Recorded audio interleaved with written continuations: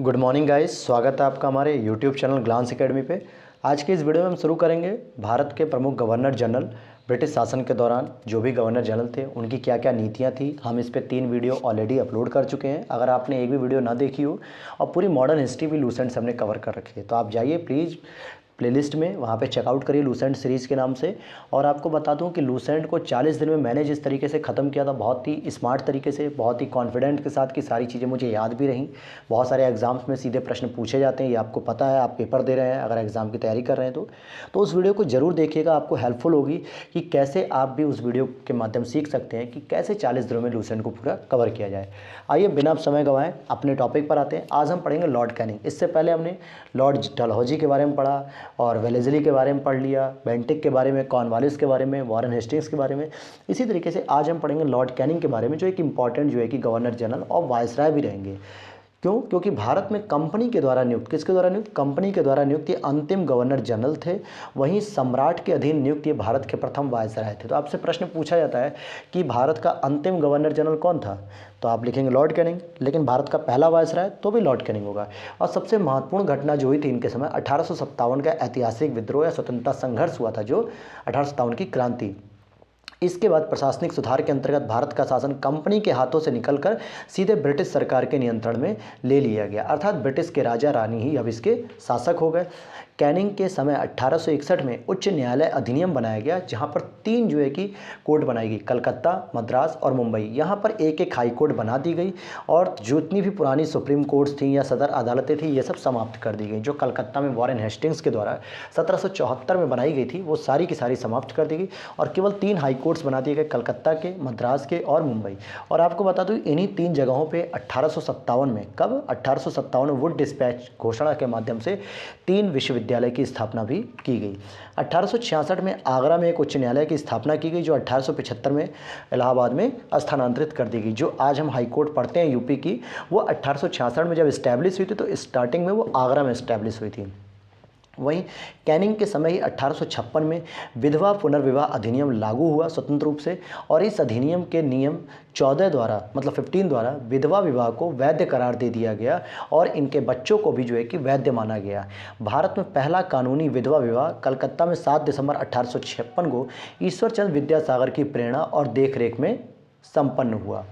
वहीं 1856 में ही पैतृक संपत्ति से संबंधित जो कानून बनाया गया उसके अनुसार यह निश्चित किया गया कि कोई भी व्यक्ति अगर धर्म परिवर्तन करता है तो उसकी पैतृक संपत्ति से वंचित नहीं किया जाएगा। अर्थात कोई हिंदू या मुस्लिम या कोई भी सिख अगर वो ईसाई बनता है धर्म परिवर्तित करके तो उसकी पैतृक संपत्ति से वंचित उसे नहीं किया जाएगा। ये ईसाईकरण के बढ़ावा देने के लिए था कि ईसाई धर्म भी आप अपनाइए और आपको अपनी पैतृक संपत्ति से बेदखल भी नहीं किया जाएगा। तो ये इस तरीके के नियम बनाए गए थे। 1857 में कैनिंग समय ही महालेखा परीक्षक का सृजन हुआ उस पद का, और जो स्वतंत्रता के बाद नियंत्रक और महालेखा परीक्षक भी कहलाता है। इतना महत्वपूर्ण इंपॉर्टेंट पद कैनिंग के समय में ही आया। अगला, भारत शासन अधिनियम 1858 के तहत मुगल सम्राट के पद को समाप्त कर दिया गया। अब कोई भी मुगल सम्राट नहीं होगा। अंतिम बहादुर शाह जफर थे जिनको रंगून भेज दिया गया और उसके बाद कोई भी मुगल सम्राट का पद नहीं रहा। मैकाले द्वारा प्रारूपित जो दंड संहिता थी 1858 में कानून बना दिया गया और 1859 में अपराध विधान संहिता लागू की गई। वहीं व्यक्तिगत सिद्धांत यानी राज्य विलय की नीति को समाप्त कर दिया गया, क्योंकि जब क्रांति जो हुई थी 1857 की, जब उस पर कमीशन बनाया गया और जांच की गई कि आखिर ये क्रांति हुई क्यों, तो उसमें यह भी निष्कर्ष निकाला गया कि बहुत सारे जो क्षेत्रीय थे, राज्य थे, उनको हड़प लिया जा रहा था। जो जमींदारी थी उनको हड़पा गया था। तो इसीलिए ब्रिटिश शासन ने कहा कि अब हम किसी भी प्रकार के राज्यों को, देसी रियासतों को नहीं हड़पेंगे और उनके साथ बराबरी का जो है कि एक व्यवहार करेंगे। नेक्स्ट पॉइंट देखते हैं। 1861 में इंडियन काउंसिल एक्ट पारित हुआ तथा पोर्टफोलियो प्रणाली भी यहाँ पर लागू की गई। तो ये तो थे दोस्तों कैनिंग के कुछ महत्वपूर्ण कार्य। अब इसी के बाद हम सीधे चलते हैं लॉर्ड मेयो के बारे में बात करेंगे। लॉर्ड मेयो एक इम्पॉर्टेंट जो है कि गवर्नर जनरल रहेंगे यानी वायसराय, जो कि अजमेर में 1872 में, ध्यान दीजिएगा, अजमेर में 1872 में एक मेयो कॉलेज की स्थापना की। वहीं 1872 में इन्होंने कृषि विभाग की स्थापना की। आपको कमेंट बॉक्स में बताना है कि मध्यकालीन इतिहास में तुगलक वंश के किस शासक के द्वारा अमीर ए कोही अर्थात कृषि विभाग की स्थापना की गई थी। आपको कमेंट में बताना है इस प्रश्न का जवाब। और साथ ही साथ लॉर्ड मेयो के समय ही अंग्रेज़ों के भारत में सबसे पहली जनगणना 1872 में की गई थी। हालांकि 1883 से या 1882 से ये कंटिन्यूअस की जाने लगी, लेकिन सबसे पहली जो जनगणना थी वो 1872 में लॉर्ड मेयो के समय की गई थी। और एक अफ़गान शेर अली अफरीदी ने 8 फरवरी 1872 में पोर्ट ब्लेयर में चाकू मार के इनकी हत्या कर दी थी। तो ये एकमात्र ऐसे गवर्नर जनरल थे जिनकी हत्या की गई थी, यानी जिनका मर्डर हुआ था।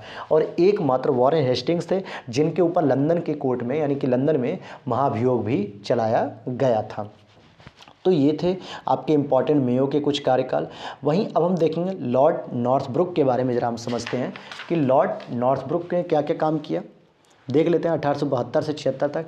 सबसे पहले कि बंगाल में एक भयानक अकाल इनके समय में पड़ता है।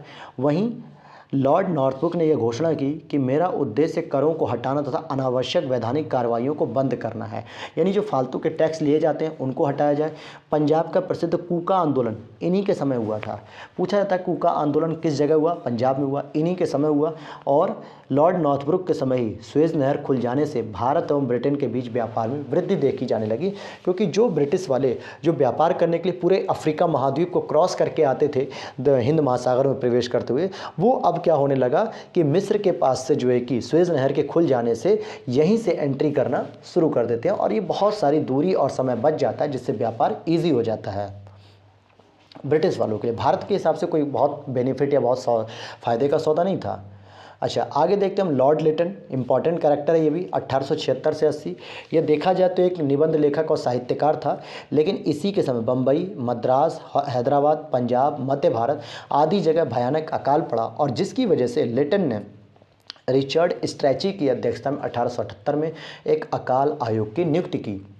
वहीं 1 जनवरी 1877 को ब्रिटेन की महारानी विक्टोरिया को कैसर हिंद की उपाधि से सम्मानित करने के लिए दिल्ली के दरबार में आयोजन किया गया था, मतलब दिल्ली दरबार को आयोजित किया गया था। इंपॉर्टेंट प्रश्न बन जाता है यहाँ से कि 1877 को जो महारानी विक्टोरिया को कैसर हिंद की उपाधि दी जा रही थी, किस गवर्नर जनरल या वायसराय के अधीन दी गई थी। वहीं अगला प्रश्न बनता है आपका कि 1878 में लिटन ने भारतीय समाचार पत्र अधिनियम वर्नाकुलर प्रेस एक्ट पारित किया और भारतीय समाचार पत्रों पर एक कठोर प्रतिबंध लगाया। आपको कमेंट में बताना है कि किस व्यक्ति को या किस गवर्नर जनरल को भारतीय प्रेस का मुक्तिदाता कहते हैं। हमने पिछली वीडियो में इस पर पूरा डिस्कस किया था। आप लोगों ने अगर इस वीडियो को देखा होगा तो आप इजीली इसका आंसर बता देंगे।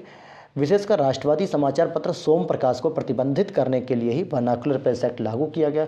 इस कानून में प्रावधान था कि किसी अखबार में अगर कोई आपत्तिजनक चीज़ छपती है तो सरकार उसकी प्रिंटिंग प्रेस सहित सारी संपत्ति को जब्त कर लेगी।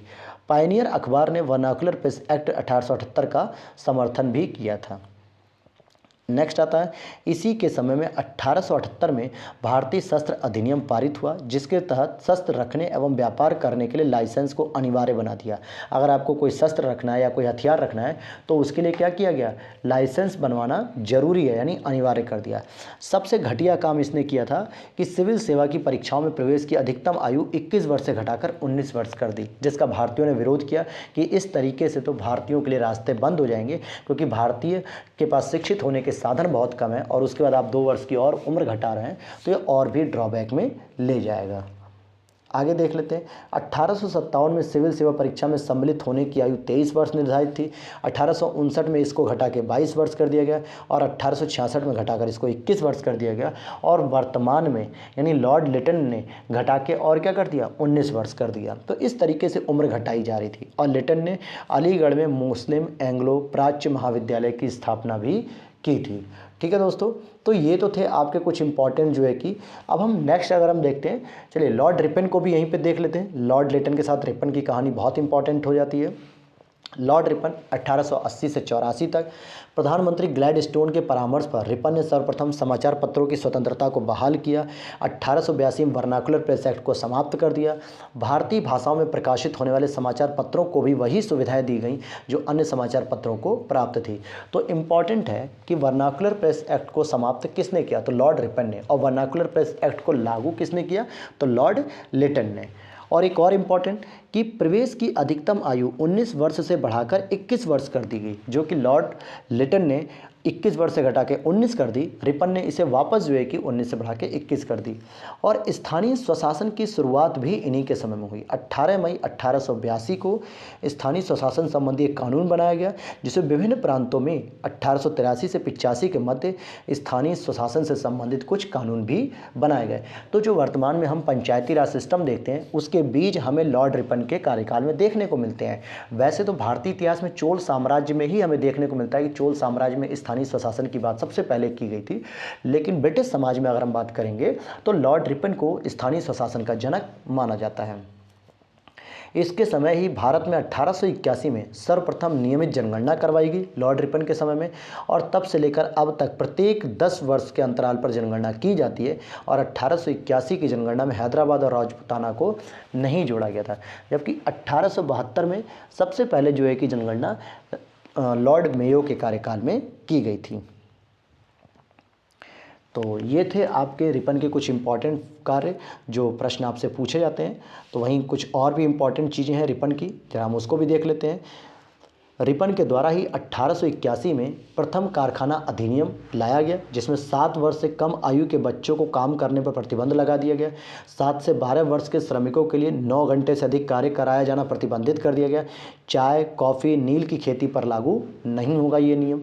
वहीं रिपन के समय में शैक्षिक सुधारों के लिए एक विलियम हंटर की अध्यक्षता में एक आयोग गठित किया गया, जो कि 1882 में आता है, विलियम हंटर।